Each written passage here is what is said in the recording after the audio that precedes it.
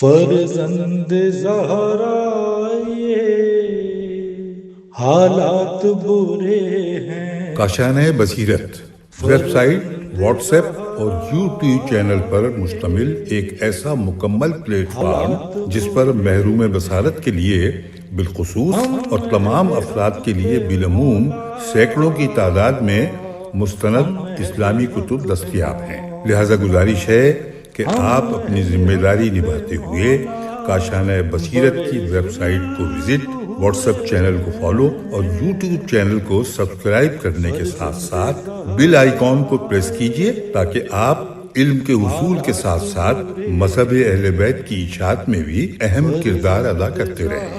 کاشانۂ بصیرت۔ حالات برے ہیں۔ السلام علیکم ورحمۃ اللہ وبرکاتہ۔ سامعین، آپ سماعت فرما رہے ہیں ندائے عدالت انسانی۔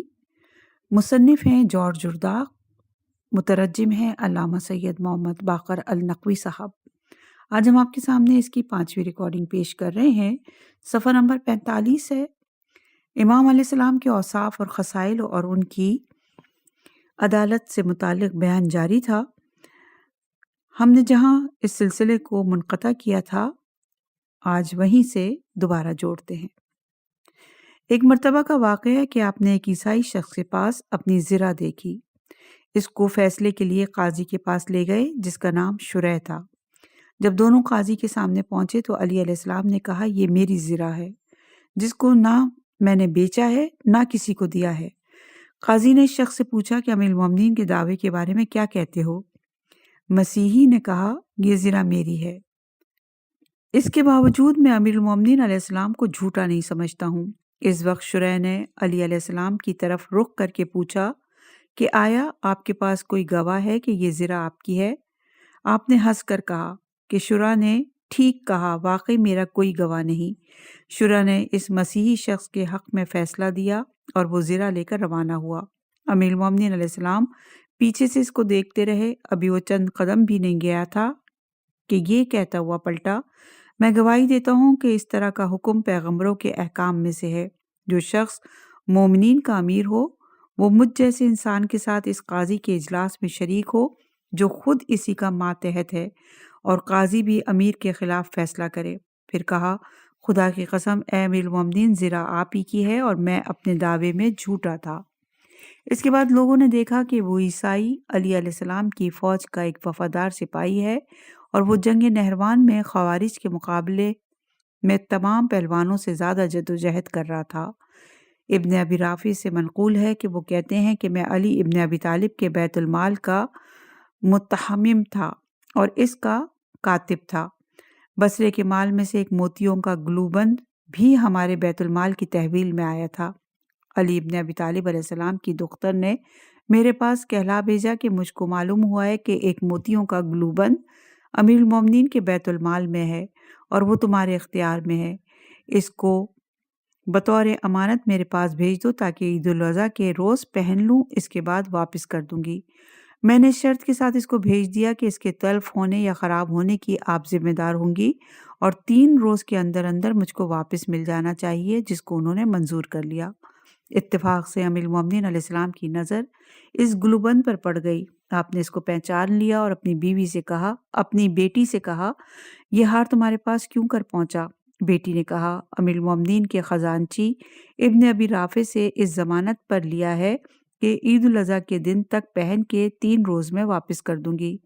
امیر المومنین علیہ السلام نے مجھ کو بلایا اور فرمایا، آیا تم مسلمانوں کے ساتھ خیانت کو جائز سمجھتے ہو؟ میں نے عرض کیا، میں خدا کی پناہ چاہتا ہوں کہ مسلمانوں کے حق میں کوئی خیانت کروں۔ فرمایا، پھر بغیر میری اجازت اور مسلمانوں کی رضامندی کے تم نے فلاں گلوبند میری بیٹی کو کیوں دیا؟ میں نے عرض کیا، یا امیر المومنین، وہ آپ کی بیٹی ہیں، انہوں نے اس کو اپنی آرائش کے لیے مجھ سے رعایتاً مانگا تھا اور میں نے ضمانت پر ان کو بھیج دیا کہ اس کو واپس کر دیں گی تاکہ اس کو اس کی جگہ پر رکھ دوں۔ فرمایا، آج ہی اس کو واپس لاؤ اور آئندہ کبھی ایسا اقدام نہ کرنا ورنہ تم کو اس کی سزا دوں گا۔ یہ بات آپ کی دختر تک پہنچی تو آپ نے حضرت سے عرض کیا، میں آپ کی بیٹی اور پارہ جگر ہوں، مجھ سے زیادہ کون اس کو پہننے کا حقدار ہو سکتا ہے؟ امیر المومنین نے فرمایا، اے دختر ابو طالب، حق کے راستے سے قدم نہ ہٹاؤ۔ کیا مہاجرین اور انصار کی ساری عورتیں اس روز اسی طرح کے گلوبند سے اپنی زینت کرتی ہیں؟ بالآخر میں نے وہ گلوبند دختر امیر المومنین سے واپس لے کر اس کی جگہ پر رکھ دیا۔ علی علیہ السلام چھوٹے اور معمولی کاموں میں بھی عدالت کا لحاظ رکھتے تھے، اور آپ کے اور دوسرے افراد کے درمیان دو چیزوں کی تقسیم کی ضرورت ہوتی تو مال کے انتخاب کا اختیار دوسرے شخص کو دیتے تھے، تاکہ اس کو یہ خیال نہ ہو کہ اچھا حصہ بڑے آدمیوں کے لیے اور گھٹیا حصہ زیر دست لوگوں کے لیے ہے۔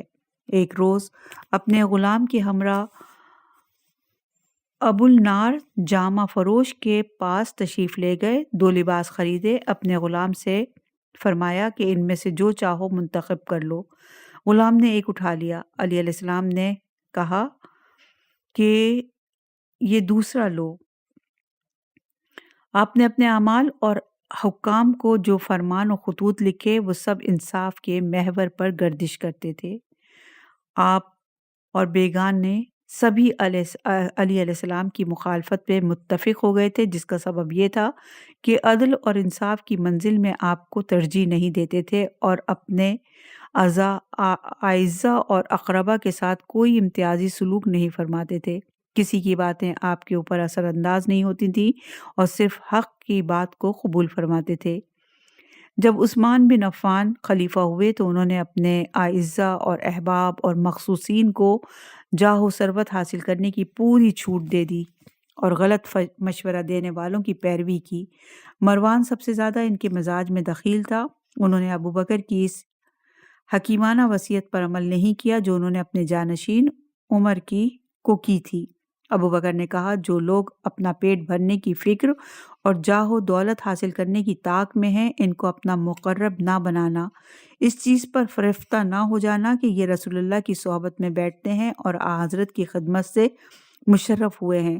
ہر شخصی طبیعت کا جائزہ لینا کہ وہ کیسا انسان ہے۔ علی ان حریص لوگوں سے بیزار تھے، چنانچہ جب خلافت آپ کو پہنچی تو چاہا کہ ان کے ساتھ عادلانہ سلوک کریں، بس کچھ لوگوں کو معزول کیا اور ایک گروہ کی ہوس ملک اور مال پر پابندی لگائی۔ ایک جماعت یہ چاہتی تھی کہ اسلام کے اصول کو مسخ کر کے اس کو فرمانروائی اور حصول جاہ و دولت کا اعلی کار بنا دے اور سلطنت اسلامی کو اپنے خاندان کی موروثی جائیداد قرار دے دے۔ علی علیہ السلام نے ان لوگوں سے جنگ کی اور برابر یہ بلند الفاظ ان کے کانوں تک پہنچتے رہے کہ میں جانتا ہوں کہ تم کو بغاوت اور شرانگیزی سے کوئی چیز باز رکھ سکتی نہیں، لیکن جو تمہارے لیے باعث خوشحالی ہے وہ میرے لیے سبب فساد ہے۔ ان لوگوں کے ساتھ آپ کا معاملہ جس منزل تک پہنچا وہ ظاہر ہے کہ ارباب ظلم اور جور ملغوب ہو کر مکر و حیلہ سازی سے کام نکالنے لگے، اور علی علیہ السلام اور پیروان علی کے دلوں میں جذبہ عدالت نے کامیابی حاصل کی۔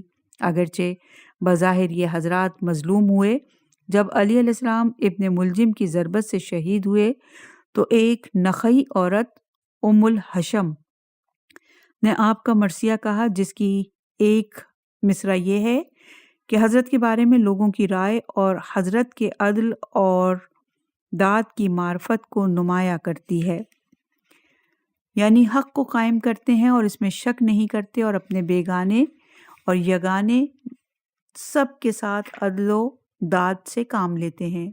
صفائی اور بے باکی بزرگ انسانوں کی خصلت ہے اور یہ علی علیہ السلام میں بدرجہ اتم موجود ہیں، کیونکہ یہ صفت آپ کی سرشت اور عادت اور دوسرے صفات کمال کے ساتھ ایک ہی اصل سے وابستہ تھی۔ صفائی اور راستی، بے باکی اور مردانگی اور اس طرح کی ساری صفتیں باہم ایک دوسرے سے مربوط ہیں۔ اسی بنا پر جو کام انجام دینا چاہتے تھے اس کو پوشیدہ نہیں رکھتے تھے اور اپنے عزم اور نیت کے خلاف کسی چیز کا اظہار نہیں فرماتے تھے، باوجود یہ کہ ہر شخص سے بہتر جانتے تھے کہ اگر حیلہ سازی سے کام لیں تو دشمنوں کے شر سے نجات مل سکتی ہے، پھر بھی ان کے مقابلے میں مکر و فریب سے کام نہیں لیا۔ امام علیہ السلام کے صدق اور اخلاق کے بارے میں ہم جو کچھ پہلے بیان کر چکے ہیں، اس سے حضرت کی صفائی اور بے باکی کا پورا ثبوت ملتا ہے اور اس سے بہت سے شواہد اور قرائن سمجھ میں آ سکتے ہیں۔ آپ کے اصول اور اخلاق میں سے ایک صفت ہر کام میں سادگی تھی۔ آپ تکلف سے متنفر تھے اور کہتے تھے کہ سب سے برا بھائی وہ ہے جس کے لیے رنج و تکلیف میں مبتلا ہونا پڑے۔ نیز کہتے تھے کہ اگر مومن اپنے بھائی سے تکلیف کرے گا تو گویا اس نے جدائی کی۔ آپ جو رائے ظاہر فرماتے تھے یا جو نصیحت دیتے تھے یا جو مال عطا فرماتے تھے، اس میں خود نمائی کا دخل نہیں ہوتا تھا۔ آپ کی طبیعت میں یہ خصلت اس قدر راسخ تھی کہ مطلب پرست لوگ کسی ہیلے سے آپ کو اپنے مقاصد کو انجام دہی پر مجبور نہیں کر پاتے تھے۔ چاپلوسی اور خوشامدی اشخاص کو آپ اپنی طرف متوجہ کرنے سے مایوس تھے۔ یہ لوگ کہتے تھے کہ آپ سنگ دل اور کج خلق ہیں اور لوگ پر تکبر کرتے اور لوگوں پر تکبر کرتے ہیں، لیکن امام نہ سنگ دل تھے، نہ کج خلق اور نہ متکبر، بلکہ بغیر تکلف اور ریاکاری کے جو آپ کی سرشت اور فطرت کا تقاضا تھا اس کا اظہار فرما دیتے تھے۔ جو لوگ آپ کے گرد اکٹھا تھے ان میں سے زیادہ تر ذاتی منافعت کے خواہش مند تھے۔ علیہ السلام ان کے بارے میں بدگمان ہوئے اور اپنے سوء ظن کو چھپانے کی کوشش نہیں کی۔ ان کی طرف سے آپ کا جو خیال تھا اس کا اظہار نہ تکبر ہے نہ کج خلقی۔ علیہ السلام تکبر سے بیزار اور عجب اور خود پسندی سے دور تھے، بلکہ اکثر اپنی اولاد اور اصحاب اور امال کو غرور خود پسندی سے منع فرماتے تھے۔ ان کو نصیحت کرنے میں آپ کے یہ الفاظ بھی تھے کہ خود پسندی سے پرہیز کرو، اور فرماتے تھے یہ سمجھ لو کہ خود پسندی ایک مذموم صفت اور عقل کے لیے آفت ہے۔ آپ تکلف سے نفرت کرتے تھے، یہاں تک کہ جو لوگ آپ کی مدح و ثنا میں حد سے بڑھ جاتے تھے ان کو بھی منع فرماتے تھے اور کہتے تھے جو کچھ تم کہتے ہو میں اس سے کمتر ہوں۔ کبھی ایسا ہوتا کہ اس کو اپنا دشمن سمجھتے تھے اور اس کی جو قلبی کیفیت آپ کے علم میں ہوتی تھی اس کو پوشیدہ نہیں فرماتے تھے، بلکہ کہہ دیتے تھے کہ تم اپنے دل میں جو اعتقاد رکھتے ہو میں اس سے بالاتر ہوں۔ علیہ السلام ان دوستوں کی افراد کو جو آپ کی محبت میں غلو کرتے تھے اسی طرح ناپسند فرماتے تھے جس طرح دشمنوں کی تفریط کو۔ آپ نے فرمایا کہ دو قسم کے لوگ میرے بارے میں ہلاک ہوئے، افراد سے کام لینے والے دوست اور کینہ رکھنے والے دشمن، اس لیے کہ ہر افراد میں تکلف کے آثار پائے جاتے ہیں، نہ تکبر کرتے تھے نہ خواہ انکسار، کیونکہ دونوں چیزیں تکلف ہیں، بلکہ جیسے تھے اپنے کو ویسا ہی ظاہر کرتے تھے۔ آپ تصنع، ریا اور نفاق سے پاک تھے۔ آپ جیسا بے تکلف انسان ملنا دشوار ہے۔ آپ نے خرمے خریدے اور چادر میں باندھ کر گھر کی طرف لے جا رہے تھے کہ کچھ لوگوں نے دیکھا تو عرض کیا کہ ہم کو دیجیے تاکہ ہم پہنچا دیں۔ انتہائی سادگی کے ساتھ جواب دیا کہ گھر کا ذمہ دار ان کو لے جانے کا زیادہ حق رکھتا ہے۔ غلط مشہور ہے کہ مصنوعی تواضع اور انکسار فضائل نفس میں داخل ہے، جیسا کہ خود ہو اس سے اپنے کو پس ظاہر کرنا جھوٹ اور تکلف ہے۔ علیہ السلام اس قسم کے متواضع نہیں تھے اور متکبر بھی نہیں تھے، بغیر تواضع اور تکبر سے کام لیے جو کچھ تھے اسی کو ظاہر کرتے تھے، کیونکہ یہ دونوں جوان مردوں کی صفتیں نہیں ہیں۔ کتاب عبقریت الامام کے مصنف کہتے ہیں کہ علی میدان جنگ میں دشمنوں کے مقابل سر برہنہ تشریف لے جاتے تھے، در حالانکہ وہ لوگ فولاد اور آہن میں غرق ہوتے تھے، کیونکہ کہا جا سکتا ہے کہ آپ کا یہ عمل ریا اور نفاق پر مبنی تھا۔ علیہ السلام کی ایک صفت پاک نفسی تھی، کسی شخص سے کینہ نہیں رکھتے تھے اور اپنے انتہائی سخت اور کینہ تور دشمنوں کے لیے بغض رکھنا پسند نہیں کرتے تھے۔ ہم پہلے کہہ چکے ہیں کہ اپنے فرزندوں اور دوستوں کو اپنے قاتل ابن ملجم کے اقربا کو قتل کرنے سے منع فرمایا تھا۔ اپنے دشمن طلحہ کے جنازے میں جو آپ کو قتل کرنے آئے تھے گریہ کیا اور انتہائی شفقت اور سوز دل کے ساتھ مرثیہ کیا، چونکہ خوارج نے امام سے اس قدر دشمنی اور جنگ و جدال روا رکھی تھی کہ اور آپ کا قاتل بھی انہی میں سے تھا، بلکہ ان لوگوں نے معاویہ اور عمرو عاص سے کم رنج و اذیت نہیں پہنچائی تھی، لیکن حضرت نے اپنے ماننے والوں اور اصحاب کو ہدایت فرمائی کہ میرے بعد خوارج سے جنگ نہ کرنا۔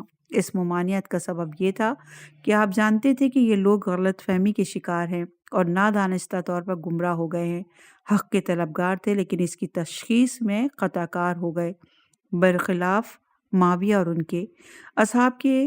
علی علیہ السلام کی اخبار اور حالات میں کوئی ایسی چیز نہیں مل سکتی جو آپ کی کینہ جوئی پر دلالت کرتی ہو۔ ہر حال میں آپ کا اعتماد راستی، درستی، صاف گوئی اور تلوار کی طاقت کے اوپر تھا۔ مردان بزرگ کینہ پرور نہیں ہوتے اور ظلم و ناانصافی کو بھی برداشت نہیں کرتے۔ اگر کوئی شخص کسی دوسرے پر ظلم کرتا ہے تو اس سے برہم ہوتے ہیں۔ علی علیہ السلام باوجود یہ کہ خود کسی سے کینہ نہیں رکھتے تھے بلکہ ایک کینہ جو گروہ میں گرفتار تھے، آپ کی پرمغز باتیں آپ کے غم اور اندھوں کا پتہ دیتی ہے، ایسا تلخ اندھوں اور غم جو دل سوزی اور مہربانی سے پیدا ہوتا ہے۔ آپ کو اس کا افسوس تھا کہ لوگ خود ہی اپنا نقصان کیوں کرتے ہیں۔ علی علیہ السلام کی ایک اور صفت جس میں آپ ممتاز تھے اور دوسرے فضائل اس کی تکمیل کرتے تھے، اپنے افعال اور عقائد کی درستگی پر آپ کا اعتماد تھا اور جو کوئی کام انجام دیتے تھے اس کی درستی اور اپنی حقانیت کا یقین رکھتے تھے۔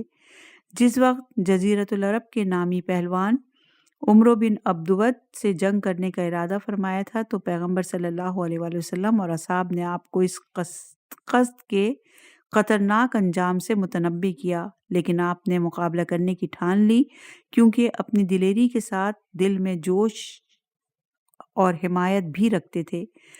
ہم پھر کہتے ہیں کہ جب دشمن آپ کو ہر طرف سے گھیرے ہوئے تھے تو بغیر کسی محافظ اور نگہبان کے جو آپ سے ان کی شر کو دفاع کرے تنہا نماز میں مشغول ہو جاتے تھے، یہاں تک کہ ابن ملجم نے زہر آلود تلوار سے آپ کو ضربت لگائی۔ یہی چیز ایک بڑا ثبوت ہے اس بات کا کہ آپ کو اپنے اعمال کی درستگی پر پورا بھروسہ تھا، کیونکہ صحیح راستے پر چلنے والا انسان کسی چیز سے خوف نہیں کرتا۔ علی علیہ السلام کی ساری گفتار اور کردار اس بات کی دلیل ہے کہ آپ اپنے کاموں کی صحت اور درستی کا پورا اعتقاد رکھتے تھے اور اس عقیدے میں انتہائی استوار تھے، اس لیے کہ آپ کے سارے کام آپ کی عقل اور بلند ترین صلاحیتوں کے ذریعے انجام پاتے تھے۔ جس وقت لوگ آپ کے بارے میں دو گروہوں میں بٹ گئے، ایک گروہ دوست اور ایک گروہ دشمن، تو آپ دشمن کی مخالفت سے خوف زدہ نہیں ہوئے اور ان کی سختی کے مقابلے میں سپر نہیں ڈالی، کیونکہ آپ اپنے عدل اور راستی پر ایمان رکھتے تھے اور اپنے عمل کی صحت کے معتقد تھے۔ اسی حالت میں فرمایا کہ اگر میں مومن کی ناک پر تلوار ماروں کہ مجھ کو دشمن رکھے تو وہ میرا دشمن نہ ہوگا، اور اگر دنیا کی ساری نعمتیں منافق کے اوپر انڈیل دوں تاکہ مجھ کو دوست رکھے تب بھی وہ میرا دوست نہ ہوگا۔ اور اسی مقصد کے تحت فرماتے ہیں کہ مجھ کو اس سے کوئی خوف نہیں کہ میں تنہا ان لوگوں سے جنگ کروں، اگرچہ ساری دنیا ان کے لشکر میں جمع ہو جائے۔ جس وقت یہ سنا کہ مدینے والوں کی ایک جماعت معاویہ سے مل گئی ہے تو سہیل ابن حنیف کو جو آپ کی طرف سے عامل مدینہ تھے لکھا، اما بعد مجھ کو معلوم ہوا ہے کہ تمہارے شہر کے لوگوں کا ایک گروہ خفیہ طور پر معاویہ سے مل گیا ہے، لیکن تم اس چیز سے غمگین نہ ہونا کہ کچھ لوگ تمہارا ساتھ چھوڑ دیں گے اور تمہاری مدد نہیں کریں گے۔ خدا کی قسم ان لوگوں کے ظلم و جور سے گریز نہیں کی اور عدل اور داد کا دامن نہیں تھاما ہے۔ میں علم کا شہر ہوں اور علی اس کا دروازہ ہے۔ مبارک نہ ہو وہ مشکل کہ جس کے حل کے لیے آپ نے پیغمبر نے فرمایا کہ میں علم کا شہر ہوں اور علی اس کا دروازہ، اور مبارک نہ ہو مشکل جس کے حل کرنے کے لیے آپ نہ ہوں۔ اور یہ خطاب عمر ابن خطاب نے کہا کہ اے ابوالحسن کہ وہ وقت نہ آئے مجھ پر کہ آپ نہ ہوں اور میں اپنی مشکل کو حل نہ کر سکوں۔ صفحہ نمبر 51 ہے، عنوان ہے امام علیہ السلام کی قوت ادراک اور فہم و فراست۔ علی بن ابی طالب قوت ادراک میں یگانہ روزگار تھے۔ علوم اسلامی آپ کے محور فکر پر گردش کرتے ہیں۔ آپ عربی معلومات کا سرچشمہ تھے۔ عرب کے اندر کوئی علم ایسا نہیں جس کو آپ نے وضع نہ کیا ہو۔ یا اس کے وضع کرنے میں حصہ نہ لیا ہو۔ علوم تمدنی میں آپ کی بلاغت اور انتہائی مہارت کو ہم اس کے بعد تفصیل سے بیان کریں گے، کیونکہ اس کے لیے علیحدہ سے بحث اور تشریح کی ضرورت ہے۔ اس باب میں آپ کی فقہ، قضاوت، علم کلام اور عربی، اسی طرح کے دیگر علوم سے بحث کرتا ہوں، لیکن اختصار کے ساتھ، کیونکہ دوسرے لوگ بہت کچھ لکھ چکے ہیں اور اس سلسلے میں گہری تحقیق سے کام لے چکے ہیں۔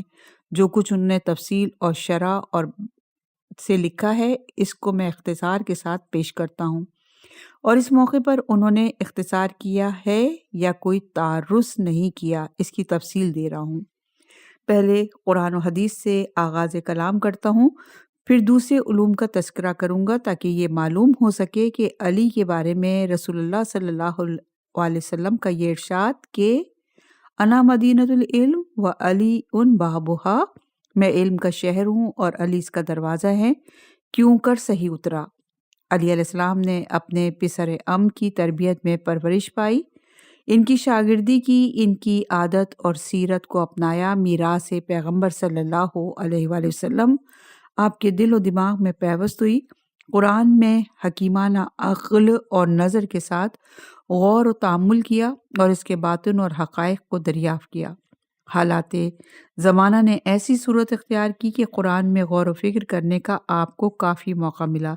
جتنی مدت تک ابوبکر، عمر اور عثمان خلافت میں مشغول رہے، آپ کی توجہ قرآن کی طرف رہی، اس کے الفاظ اور معنی پر حاوی ہو گئے، آپ کی زبان اسی کے اوپر رواں اور آپ کا دل اسی میں غرق رہا۔ احادیث پیغمبر میں آپ کا علم ایسا تھا کہ کوئی دوسرا آپ کی ہمسری کی طاقت نہیں رکھتا تھا، اور اس میں کوئی تعجب بھی نہیں ہے، کیونکہ آپ ہمیشہ پیغمبر صلی اللہ علیہ وآلہ وسلم کے ساتھ رہے۔ ہر صحابی اور مجاہد سے زیادہ حضرت کی صحبت سے فیض حاصل کیا۔ جو کچھ دوسروں نے سنا وہ آپ نے بھی سنا، اور جو کچھ آپ نے سنا وہ دوسروں نے نہیں سنا۔ مشہور بات ہے کہ علی علیہ السلام نے پیغمبر کے علاوہ کسی یاور سے حدیث کی روایت نہیں کی، اس لیے کہ آپ کو اطمینان تھا کہ احادیث رسول صلی اللہ علیہ وآلہ وسلم کا ایک لفظ بھی آپ کے گوش و دل سے مخفی نہیں ہے۔ آپ سے پوچھا گیا کہ کیا وجہ ہے کہ آپ علم حدیث میں سارے اصحاب پر فوقیت رکھتے ہیں؟ آپ نے فرمایا، جو کچھ میں پوچھتا تھا حضرت صلی اللہ علیہ وآلہ وسلم اس کا جواب دیتے تھے، اور جو کچھ نہیں پوچھتا تھا اس کو خود ہی مجھ سے بیان فرماتے تھے۔ علی بن ابی طالب علیہ السلام فقہ اور اسلامی معلومات میں ہر ایک شے سے بالاتر تھے، جیسا کہ ہر ایک سے بہتر اس پر عمل فرماتے تھے، اور جو کچھ آپ کے عہد میں تھے انہوں نے آپ سے زیادہ فقیہ اور آپ سے زیادہ کامل فتوے دینے والا نہیں پایا۔ ابو بکر اور عمر اور اس مشکل میں جس کا حل دشوار ہوتا تھا ہمیشہ علی علیہ السلام کی طرف رجوع کرتے تھے اور مشورے میں آخری رائے آپ ہی سے طلب کرتے تھے۔ یہ دونوں خلیفہ آپ کی رائے اور دانشمندی سے بہت زیادہ مستفید ہوئے، اور دوسرے اصحاب پیغمبر بھی آپ کی طرف رجوع کرتے تھے۔ کوئی شخص مسائل شریعت میں آپ کے برہان سے زیادہ برہان پیش نہیں کر سکا۔ فقہ میں علی علیہ السلام کا علم صرف نسخ اور احکام تک محدود نہیں تھا، بلکہ دیگر علوم میں بھی جن کو جاننا فقہاء کے لیے ضروری ہے، جیسے علم حساب وغیرہ۔ آپ کی مہارت جملہ محاصرین سے زیادہ تھی۔ ابو حنیفہ، جن کو فقہ میں امام اعظم کہا جاتا ہے اور جو دوسری صدی میں عہد امیر المومنین علیہ السلام کے بعد گزرے ہیں، آپ کے شاگرد تھے، کیونکہ جب اپنی فقہ کو جعفر ابن محمد علیہ السلام کے سامنے پیش کیا تو اس کا سلسلہ آپ کے پدر بزرگوار سے علی ابن ابی طالب علیہ السلام تک منتہا ہوا۔ اسی طرح مالک بن انس بھی چند واسطوں سے علی علیہ السلام کے شاگرد تھے۔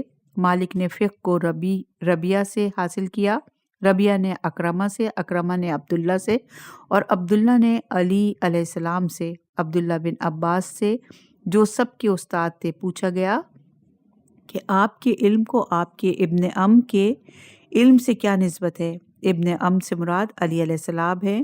جواب دیا کہ وہی نسبت ہے جو ایک قطرے کو سمندر سے ہو سکتی ہے۔ صحابہ نے بلا اتفاق پیغمبر صلی اللہ علیہ وآلہ وسلم سے روایت کی ہے کہ اغزاکم یعنی تم سب سے بہتر فیصلہ کرنے والے علی ہیں۔ علی علم قضا میں زمانے کے سارے انسانوں سے زیادہ ماہر تھے، اس لیے کہ قرآن و شریعت کی آگاہی میں سب سے بڑھے ہوئے تھے، اور اسلام کے اندر حکم اور قضا کو دارومدار انہی دو چیزوں پر ہے۔ اسلام کے اندر حکم اور قضا کا دارومدار انہی دو چیزوں پر ہے۔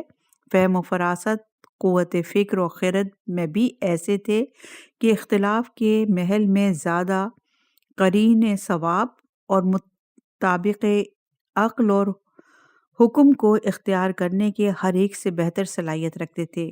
آپ کا وجدان اس قدر قوی تھا کہ پہلو سے صحیح رخ کو سمجھنے اور عقل اور وجدان ایک بنیاد پر عادلانہ حکم دینے پر قادر تھے۔ عمر ابن خطاب سے منقول ہے کہ مبارک نہ ہو وہ مشکل کہ جس کو حل کرنے کے لیے آپ موجود نہ ہوں، یعنی اے ابو الحسن۔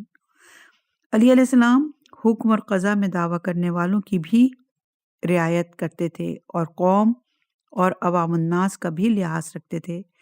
آپ کا دہرایا ہوا پاس و لحاظ ایک دوسرے سے وابستہ اور لازم و ملزوم تھے۔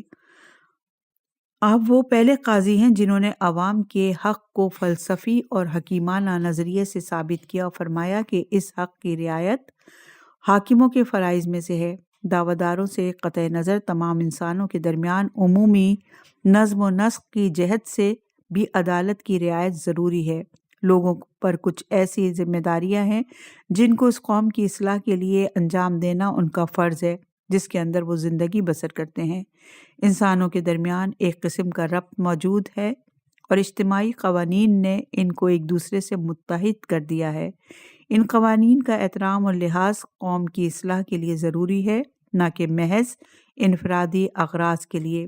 علی علیہ السلام نے اپنے احکام اور فیصلوں میں اس اصول کا پورا خیال رکھا ہے جس کی آج کے متمدن لوگ سختی سے پابندی کر رہے ہیں۔ اجتماعی قوانین اور قومی ارتباط کو قائم فرمایا اور حقوق و فرائض میں سب کو ایک فرد کی مانند سمجھا۔ ایک رات علی علیہ السلام نے ایک آواز سنی کہ کوئی مصیبت زدہ فریاد رس کو پکار رہا ہے۔ آپ فوراً اس کی طرف دوڑ پڑے اور کہا فریاد رس آ پہنچا۔ آپ نے دیکھا ایک شخص نے دوسرے کا گریبان پکڑ کر اس کو رو کے رکھا ہے۔ جب اس نے آپ کو آتا دیکھا تو اپنے حریف کو چھوڑ دیا اور علی علیہ السلام سے مخاطب ہو کر کہا میں نے اس شخص کے ہاتھ 9 درہم قیمت پر کپڑا فروخت کیا اور شرط کو فسخ بھی نہیں کیا۔ اس نے مجھ کو کھوٹے درہم دیے اور جب میں نے اس کو بدلنے کے لیے کہا تو اس نے منظور نہیں کیا بلکہ مجھے گالی دی اور ایک زوردار تھپڑ مارا۔ علی علیہ السلام نے خریدار سے فرمایا یہ درہم واپس لے کر دوسرے ادا کرو۔ پھر مدعی سے پوچھا کہ اس کے تھپڑ مارنے پر تمہارا کوئی گواہ ہے؟ اس نے ثبوت پیش کیا کہ آپ نے مارنے والے کو بیٹھنے کا حکم دیا اور مضروب سے کہا اس سے قصاص لو۔ اس نے کہا میں اس کو معاف کیے دیتا ہوں۔ علی علیہ السلام نے جب دیکھا کہ مدعی اپنے حق سے دستبردار ہو گیا اور معاف کر دیا تو اس کو قصاص لینے پر مجبور نہیں کیا، لیکن اس چیز کو ملحوظ رکھا کہ عام لوگوں کے حق کی رعایت کرنا لازمی ہے اور میرا فرض ہے کہ ظالم گنہگاروں کو سزا دوں تاکہ افراد کے درمیان انصاف کا رشتہ مضبوط رہے اور قوم کا حق ضائع نہ ہو۔ نیز آپ نے خیال کیا کہ ہر جماعت میں طاقتور اور ظالم اشخاص کافی ہیں جو ضعیفوں کے مال اور حقوق کو زبردستی چھینتے ہیں اور مظلوموں کو خوف یا اپنی کمزوری کی وجہ سے ان کو واپس لینے پر مطالبہ کرنے کی قدرت نہیں۔ ان کا حق بھی برباد نہ ہونا چاہیے، پس میرے سوا کون ہے جو ان کی حمایت کرے اور ان کا عوض لے تاکہ وہ اپنی اجتماعی زندگی سکون سے بسر کر سکیں اور اس کا یقین رکھیں کہ قومی حقوق میں افراد کے اندر کوئی امتیاز نہیں ہے اور ان کے حقوق محفوظ ہیں۔ علی علیہ السلام کسی چیز کے ظاہر پر اکتفا نہیں کرتے اور چاہتے تھے کہ تمام امور کی کہنا اور حقیقت تک پہنچ جائیں اور قرآن اور دین میں حکیمانہ غور و غوص کیا جس طرح دوسرے مفکرین دنیاوی امور میں غور و فکر کرتے ہیں۔ یقیناً علی علیہ السلام کی روح ایسی قدسی قوت رکھنے والا انسان صرف دین کے ظاہر احکام اور فرائض फ़राइज़ मुअय्यना की तामील और इबादत के ज़ाहिरी शराइत पर इक्तिफ़ा नहीं करता। ज़्यादा लोग दीन और मामलात और क़ज़ा या इसके अहकाम को फ़क़त सतही हैसियत से देखते हैं, लेकिन अली अलैहिस्सलाम ने इनके बाग़ौर और कोहना और हकीकत पर भी नज़र डाली। इन चीज़ों को अपनी फ़िक्र और तहक़ीक़ और गौर और तअम्मुल का मौज़ू करार दिया और साबित किया कि दीन ऐसे उसूल और मायने पर कायम है जो एक दूसरे से मरबूत और वाबस्ता हैं। इसी से इल्म कलाम और इस्लामी फ़लसफ़े की तदवीन हुई। अली अलैहिस्सलाम पहले मुतकल्लिम और इल्म कलाम के मोजिद हैं। कदीम मुतकल्लिमीन इसी सरचश्मे से सैराब हुए, क्योंकि इल्म कलाम के मबादी और उसूल उनको अपने ही से पहुँचे, और आखिर के मुतकल्लिमीन भी आपको अपना पेशवा तस्लीम करते हैं, इसलिए कि उन्होंने भी आप ही से हिदायत हासिल की। वासिल इब्न अता फ़िरक़ा मुअतज़िला का रास और रईस है। ये इस्लाम का पहला फ़िरक़ा है जिसने दीन में अक़ल को दख़ल दिया और कोशिश करता था कि दीनी मसाइल अक़ली क़वाइद पर ठीक उतरें और दीन की सेहत अक़ल से साबित हो। वासिल इब्न अता अबू हाशिम इब्न मोहम्मद बिन हनीफ़ा का और इनके बाप मोहम्मद अली इब्न अबी तालिब के शागिर्द थे। यही बात इशाइरिया के बारे में भी कही जा सकती है, क्योंकि वो लोग मुताज़िला के शागिर्द थे जिन्होंने वासिल बिन अता से और इसने चंद वास्तों से अली अलैहिस्सलाम से इल्म हासिल किया।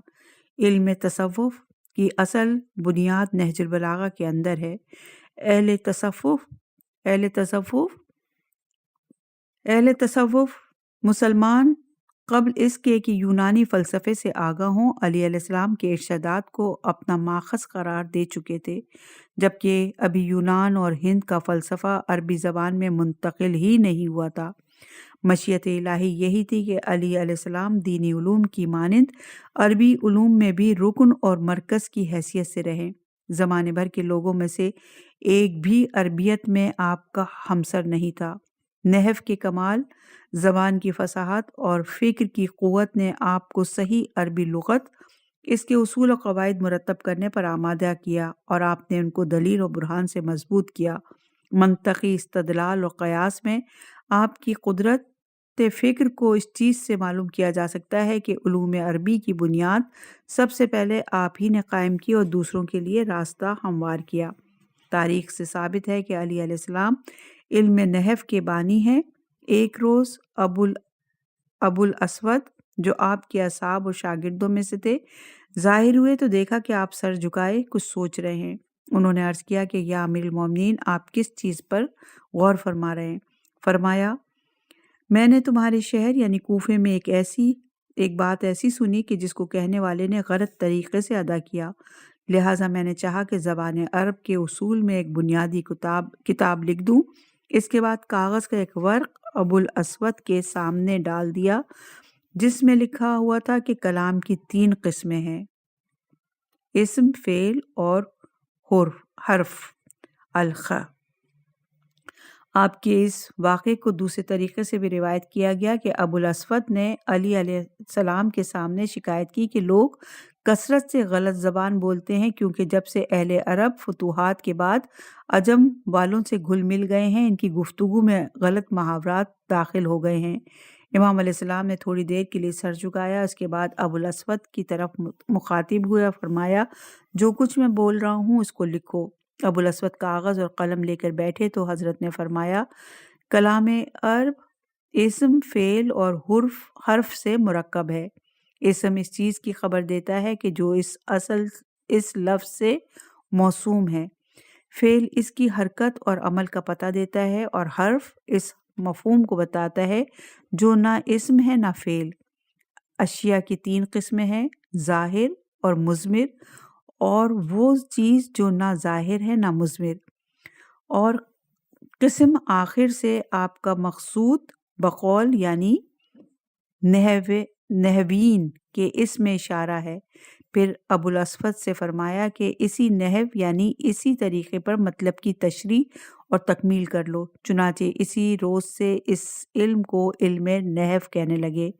अली अलैहिस्सलाम की दीगर ख़ुसूसियात में से आला ज़हानत और ज़ूद फ़हमी भी है। اکثر ایسا ہوتا تھا کہ دوستوں کی بزم میں یا دشمنوں کے مجمع میں آپ بغیر کسی سابق تیاری اور توجہ کے کوئی ایسا برجستہ حکیمانہ مقولہ اور نفیس بات ارشاد فرماتے تھے جو ضرب المثل بن جاتی تھی، ایک زبان سے دوسری زبان پر گشت کرتی رہتی تھی، مشکل حسابات میں فوراً جواب دیتے تھے، جبکہ اس زمانے کے لوگ ان مسائل کو ایسا معمہ سمجھتے تھے کہ جس کو حل کرنے اور آسان بنانے میں عقل شاذ و نادر ہی کامیاب ہو سکتی تھی۔ روایت میں ہے کہ ایک عورت آپ کے پاس آئی اور شکایت کی کہ اس کا بھائی انتقال کر گیا ہے اور اس نے 600 دینار چھوڑے ہیں، جن میں سے اس کو صرف 1 دینار دیا گیا۔ علیہ السلام نے فرمایا، شاید تمہارے بھائی کے پسماندگان میں ایک بیوہ، 2 لڑکیاں، ماں، 12 بھائی اور تم ہو، اور وہی بات صحیح نکلی جو آپ نے فرمائی تھی۔ حاشیے میں مترجم لکھتے ہیں کہ یہ حساب اس اصول پر مبنی ہے کہ زائد فریضے کو اہل فریضہ پر تقسیم نہ کریں بلکہ بعد والے طبقے کو دے دیں، اور اس کو فقہ میں تعصب کہتے ہیں۔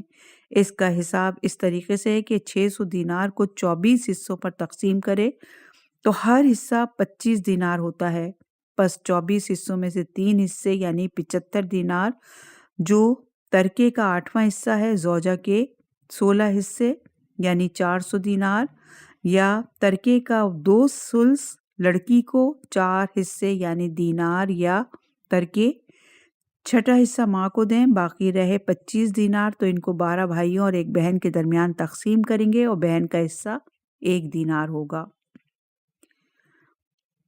علیہ السلام نے فرمایا، ایک مرتبہ آپ ممبر کوفہ پر خطبہ دے رہے تھے کہ ایک شخص نے سوال کیا کہ ایک آدمی کا انتقال ہو گیا ہے اور اس نے اپنے بعد ایک بیوی، باپ، ماں اور 2 لڑکیاں چھوڑی ہیں۔ علیہ السلام نے فوراً جواب دیا کہ زوجہ کا 8واں حصہ 9ویں حصے سے بدل جائے گا، اور اس مسئلے کو فریضہ ممبر پر کہا گیا کہ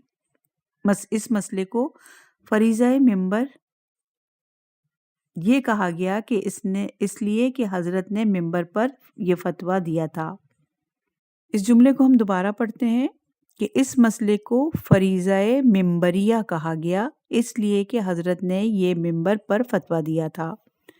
اور علیہ السلام حکیم اسلام تھے، حکمت، عقل و بصیرت، قوی ادراک اور استبنات کی قوت سے وجود میں آتی ہے، اور حکیم وہ شخص ہے جو بہت سے معنی و مطالب کو مختصر عبارت میں ادا کرے اور اپنے قول پر کاربند ہونے کی کوشش کرے۔ علیہ السلام حکمائے اسلام بلکہ یگانہ روزگار افراد بشر میں ایک بلند منزل رکھتے تھے۔ علیہ السلام کا جیسا انسان بہت مشکل سے مل سکتا ہے، جو نظری اور عقلی مطالب کو اپنی دماغی قوت سے استبنات کر کے ان کو نفیس اور مختصر جملوں کے ذریعے اس طرح بیان کر جائے کہ زمانہ ان کو محفوظ رکھے اور وہ ضرب المثل بن جائیں۔ اسلامی علوم و معارف نے علوی حکمتوں سے اپنی تصویروں میں انسانیت کا رنگ جذب کیا، اور ان سب کا سرچشمہ ہی 2 ہستیاں تھیں، محمد ابن عبداللہ صلی اللہ علیہ وآلہ وسلم اور آپ کے بعد علی ابن ابی طالب علیہ السلام۔